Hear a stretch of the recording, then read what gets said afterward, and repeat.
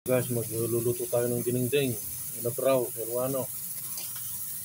Lalagay tayo ng bagoong.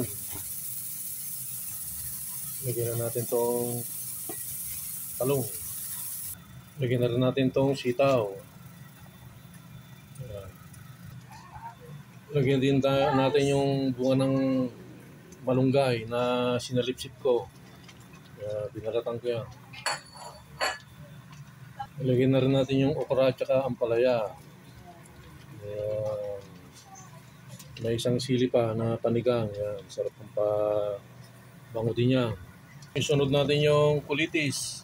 O sa Ilocano, kwantong.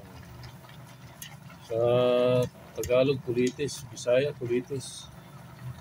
Lalagyan natin yung sahog niyang tuna na inihaw. Yummy. Meron din tayong dahon ng malunggay. Tsaka dahon ng lasuna. Wala, katalo na. Ito na guys, luto ng ating dinengdeng o inabraw ng Ilocano. Tingnan natin yung sabaw.